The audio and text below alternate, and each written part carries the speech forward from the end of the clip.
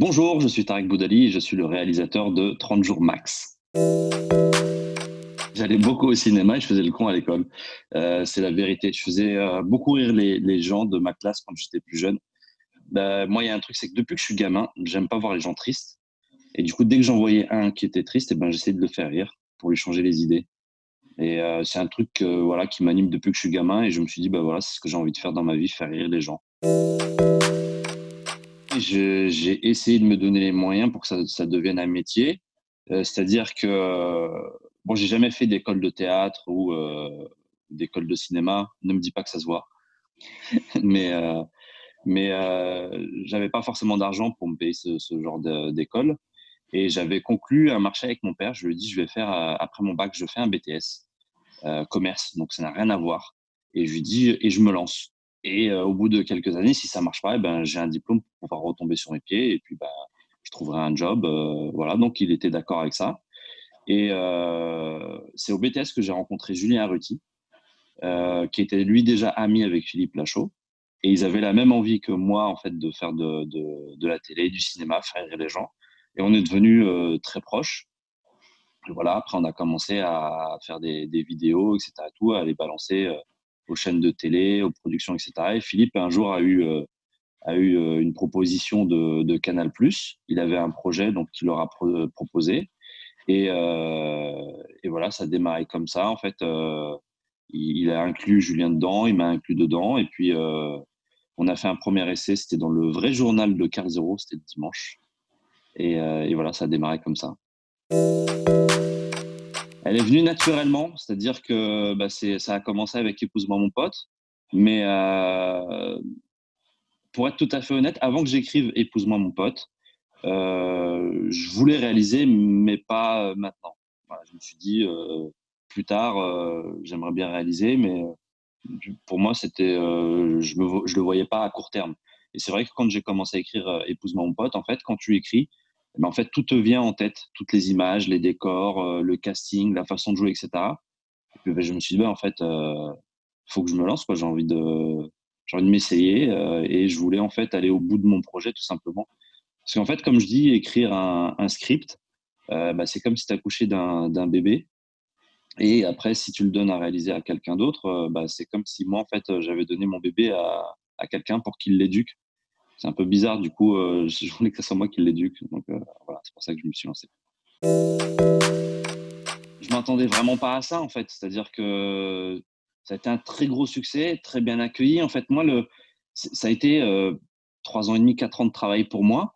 Et c'est vrai que la vraie récompense, en vérité, c'est quand j'allais dans les avant-premières et que je rentrais dans les salles quand j'arrivais un peu en avance, avant la fin de la projection.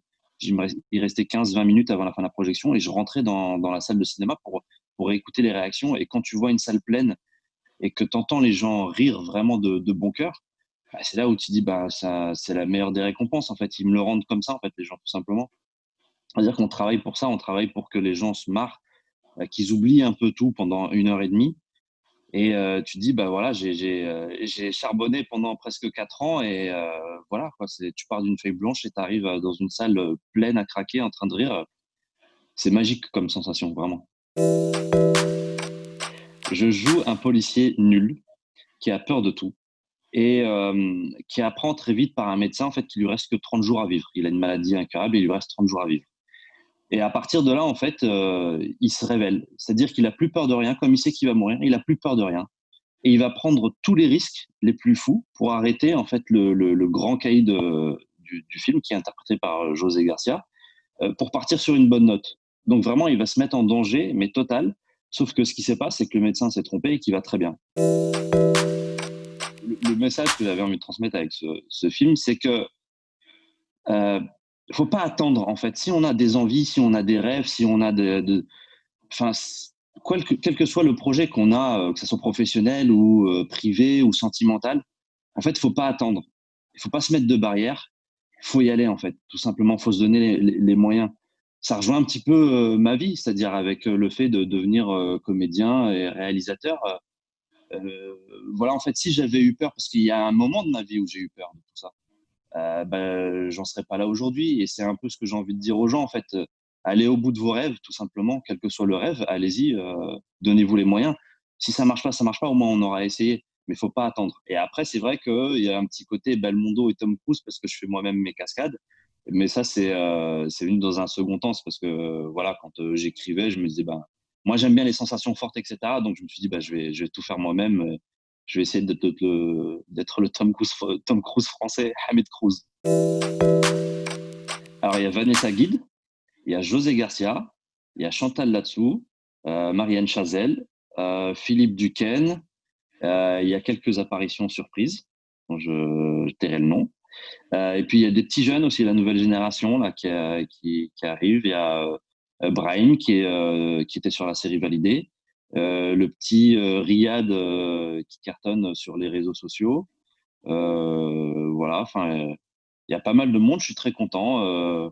J'ai eu un très beau casting et la chance d'avoir de très grands acteurs comme justement José Garcia, Marianne Chazelle, Chantal Latsou, Philippe Duquesne. Voilà, c'est incroyable.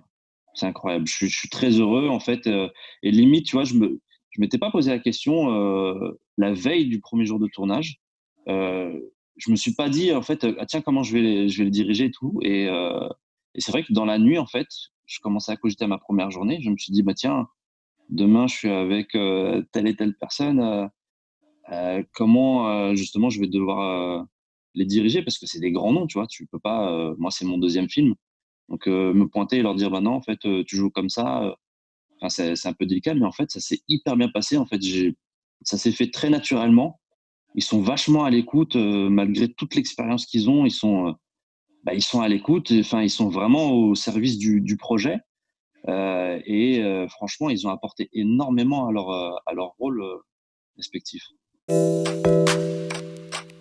Ça fait un peu schizophrène, mais en fait, j'ai la chance d'être bien entouré.